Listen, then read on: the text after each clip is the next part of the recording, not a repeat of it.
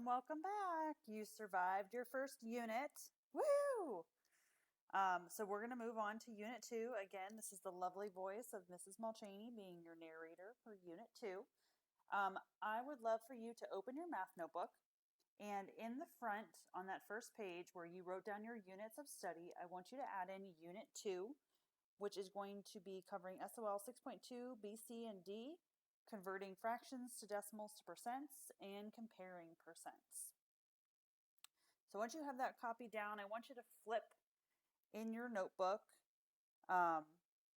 until you run into some empty pages. And we're going to turn the page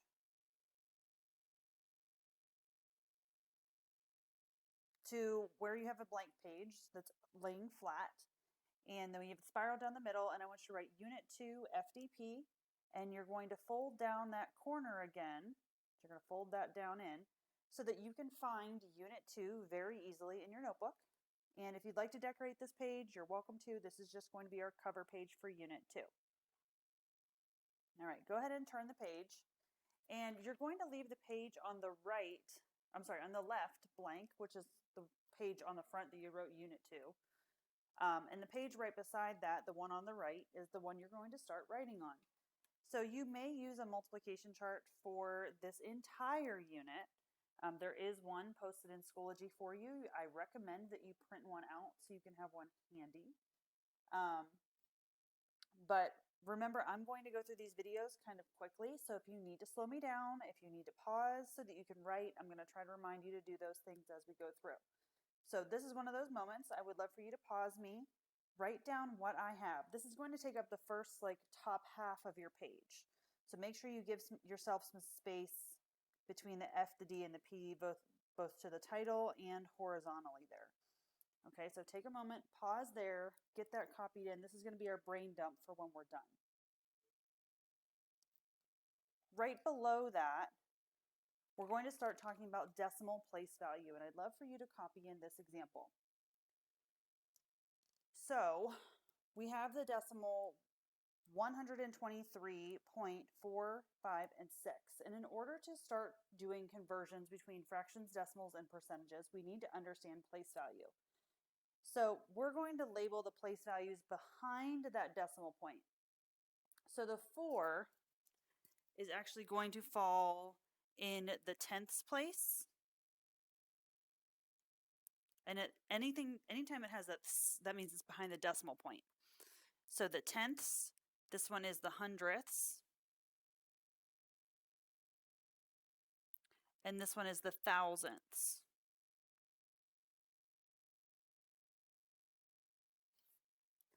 And an easy way that I remember this is I know that the 3 is in the ones place, so I put a teeny tiny 1 underneath. And then I can put a 0 underneath the 4, so that looks like the number 10 for the tenths. And then I can add a 0 here, so it looks like a 100 for the hundredths. And then I have another 0 here, so it looks like the 6 is in the thousandths. And that's a little reminder for you. So that's your little zero trick for you. All right, so I'm assuming you ran out of room on that first page, so go ahead, turn the page in your notebook. If you had to turn the page before me, that's perfectly fine. We are going to talk about how to do fractions to decimal conversions, and this is going to kind of come back what we did in Unit 1 with percent grids. So I would love for you to set up your page like this, so pause me if you need to. When you're ready, unpause, and I'll go through the examples. So the first one, we have this example of 3/5. Now, in order to turn a fraction to a decimal, we know that we have the place values. I'm just going to flip back really quick. We have the tenths, the hundredths, and the thousandths. So I can easily take a fraction, as long as I can get it to have a denominator of 10, 100, or 1,000, and easily turn it into a decimal. Just like last unit, we could easily turn things into percentages as long as they had a denominator of 100. So if I look back at this one, if I look at 3/5, I can take 5 and give it a denominator of 100. I can give it a denominator of 10. I can give it a denominator of 1,000. 5 is one of those easy numbers to turn into one of those place values. Now I'm going to choose the smallest one, which is 10 for the tenths. And I can use my multiplication chart if I need to. What do I multiply times 5 to make 10? And that would be times 2. So do that in the numerator and the denominator. 3 times 2 would give me 6. Now, I know that the tenths place, if you do your little number or zero cheater trick, is right behind the decimal point for 10. So this is 6 tenths, which means the 6 has to go in the tenths, and then it's going to get a leading 0. So my answer for this one would be 0.6. So that's the place value method. Now, the place value method doesn't necessarily always work. So we can always fall back on division to turn a fraction into a decimal. Because remember, when you have a fraction, that bar in the middle represents a division bar. So we're going to do some long division, and I want you to turn your notebook sideways like I'm going to write. And when we do long division with fractions, I want you to make this note of top dog in the house.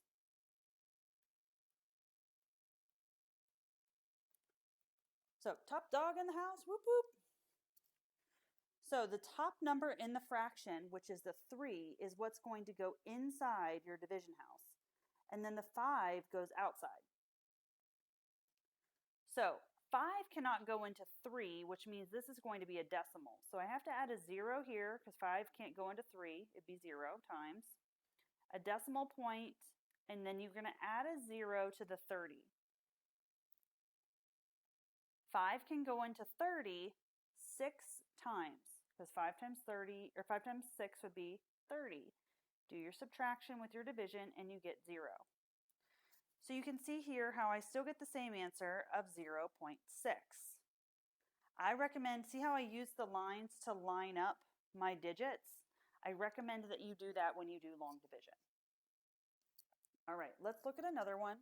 I'm going to use a highlighter to divide my page so that I can do my next problem up real close to where I was before and I can see. Okie dokie. So let's do our next example. Our next example is going to be 3 over 20. Now I need to take that fraction and I'm going to turn it into a decimal. Can I do it the easy way with place value? Can 20 go into either 10, 100, or 1,000? Well, 20 is already bigger than 10, so that's not going to work. But what about 100? Well, 20 could easily go into 100, and you can count by 20s. 20, 40, 60, 80, 100 would be 5 times numerator and denominator, which gives me 15 over 100. The 100ths place, if you look at the page previously, is 2 spaces because this would be the ones, 0, 0. So it's 2 behind that decimal point. So the 15 goes here with a leading 0 because there's no whole number. So I get 0.15. Now what if it doesn't work out that way? Well, let's do long division and try it out. Top dog in the house, so 3 goes inside, 20 goes outside, 20 can't go into 3, so that's 0. 20 goes into 3 0 times, add a 0 underneath. Can 20 go into 30? 1 time, which is 20. Subtract. 30 minus 20 would be 10. Bring down another 0. 20 goes into 100 5 times, and it is perfectly 100. So I still get that 0.15.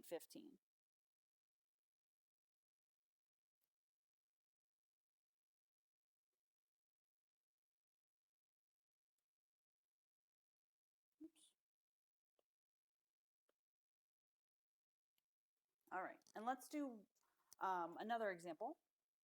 So I'm going to cut this page again with my little highlighter so I can see my work for my next problem. And this problem is going to look a little bit different because I'm going to give it a whole number. So this is going to be 2 7/10. Now, what you're going to do, you can still look at it and say, okay, well, I have a denominator of 10. So I don't necessarily need to change that one, but I don't have to change the denominator because the denominator works out nice. So there's the tenths place. But I have this whole number I need to deal with. What you're going to do is you're going to drag the whole number and just stuff it out front. So it's 2 point, and then that's 7/10, so it's going to be 2.7. And I can prove it with long division. I'm not going to worry about the whole number right now because at the end I'm going to stuff it in front. So I'm just going to deal with the fraction. Top dog in the house, which is 7. 10 goes outside. 10 can't go into 7. It would go in 0 times. But it can go in 70 times. Or 10 can go into 77 times. Perfectly. Now you're going to cancel out that 0 and stuff in the 2 because the whole number was 2. So your answer for that one becomes 2.7. Okay, if you ran out of space on this page, you're welcome to turn to the next page. If not, just keep on going underneath. I ran out of space, so I need to turn. As you can see, it says continued. Our next example is going to be 5/7. And make sure if you're still on that same page, you used that little highlighter mark to kind of cut your page in half. Or, cut off that problem. All right, so let's look at that example 5/7. Now, if we look at the denominator of 7, I cannot easily turn it into a denominator of 10, 100, or 1,000. So this one actually doesn't work with place value. So we're going to have to do some long division. So top dog goes in the house. So we're going to put 5 inside and 7 outside. 7 can't go into 5, so it'd be 0 times. Add a 0. 7 goes into 50 7 times, which would be 49. Subtract, I get 1, bring down the 0. 7 goes into 10 1 time, which would be 7. Subtract. 10 minus 7 would be 3. Bring down another 0, which would be 30. 7 goes into 30 4 times, which is 28. Subtract, I get 2. Now, you notice about this decimal, it just keeps going. And if you do the math on your own, it's going to keep going and going and going and going and going. And that's something that happens with the denominator of 7. Denominators of 7 are what we call irrational numbers. They continue on forever and ever and ever and will never ever stop. They will wrap around the world 10,000 bajillion times. So when you find one that goes out past the thousandths place, past 3 digits, you're welcome to just stop there and call it quits. So it is 0.714. Technically, it would continue on because it is irrational, but for the moment, we're just going to leave it be. And let's do one more. So I'm going to draw my line to cut off my problem and do my next one. The last example we're going to do of this one is 2/3.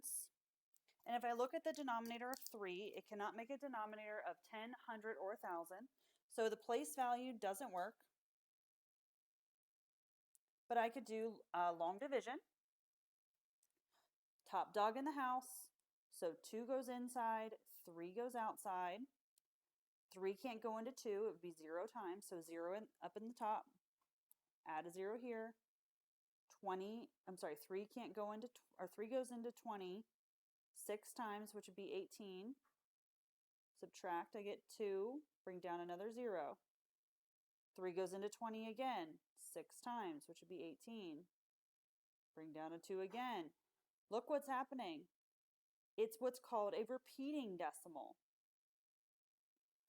So that would be 6 again, which would be 20. I'm sorry, not 20, 18. Subtract, I get 2 again. So this is repeating 6.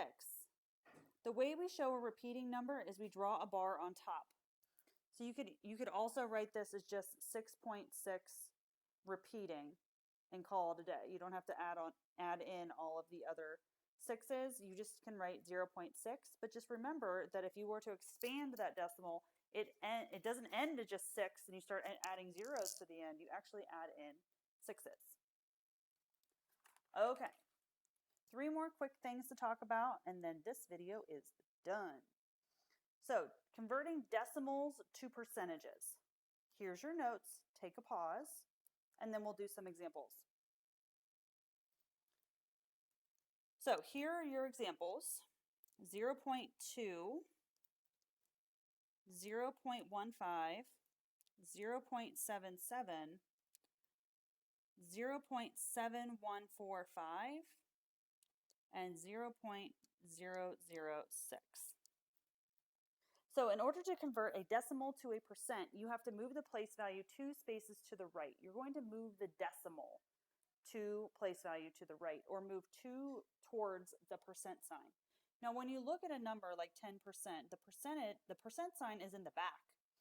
So I need to go to the right to get there. So here's an example for you. And I'm going to find the decimal point, which is right there, and I'm going to move it 2 to the right. So one space goes under the 2. 2 is empty. I have to add in a 0 there. So the answer for this one would be 20%.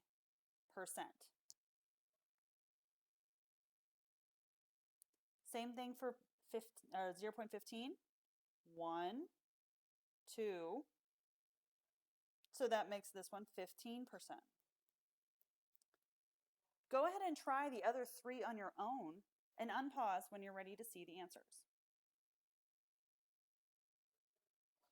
And here are your answers for those ones. Remember, you're moving the decimal place 2 towards where the percent sign would go. All right, next thing we have to talk about is percent to decimal. So in order to go backwards, you're going to move the decimal point 2 spaces away from the percent sign. So here are your notes and your examples. Pause me if you need to get them written in. You need to find where the decimal is and then move it 2 away. So in 16%, there's no decimal written here, but the decimal point is right after the 16 because it's 16 whole percentages. And I'm going to move it 2 places away from the percent sign. And this becomes 0.16 as my solution. If I convert 8.8% into a decimal, I have to move 2 away, find your decimal point, it's written there. I'm going to move it 2 away. 1 goes under the 8, but 2 is an empty space that I have to fill with a 0. Make sure you always put a leading 0 out front. So that's going to become 0.088 as my decimal. Go ahead and try the other 2 examples on your own. And there's your answers for those 2. Be careful with that 1%. You have to fill in that 0 there so that you can make sure you move over 2 spaces. All right, last thing that's in this video is converting a decimal to a fraction. So we have, in order to turn a decimal into a fraction, you're going to take the whole number, if there is one, and stuff it out front.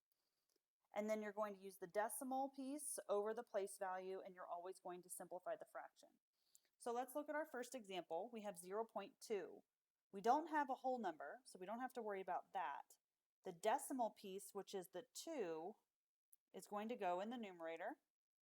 Then we have to figure out the place value of the 2, which is the tenths. So we have now 2 tenths.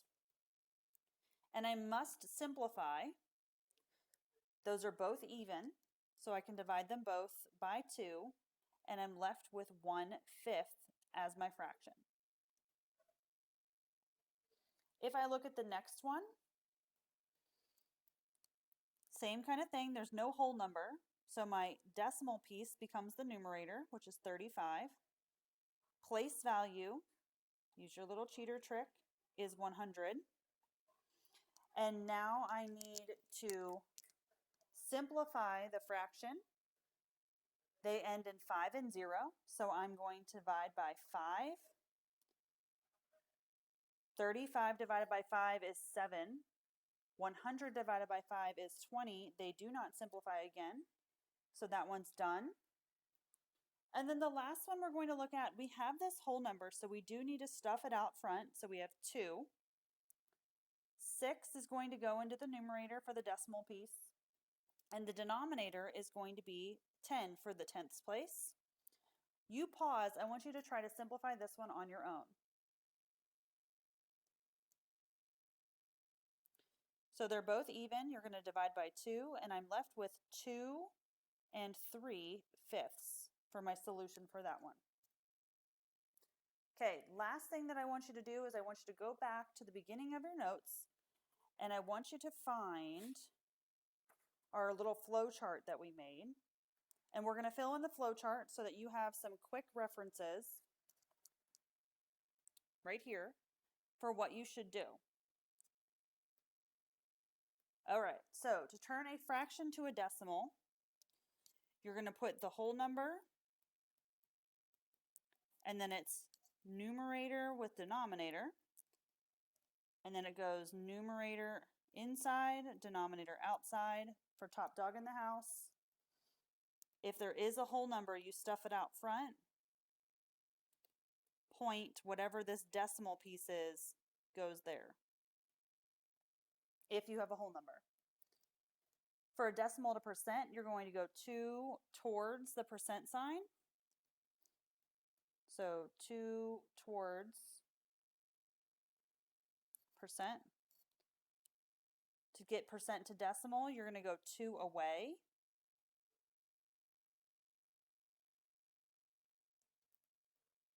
And then decimal to fraction, you're going to put the whole number of the decimal out front. The decimal piece goes in the numerator, and the place value goes in the denominator. And you simplify at the end. So if you need to come back and double check, just for a quick reference, you can use this flow chart. Make sure you ask your teacher if you have any questions.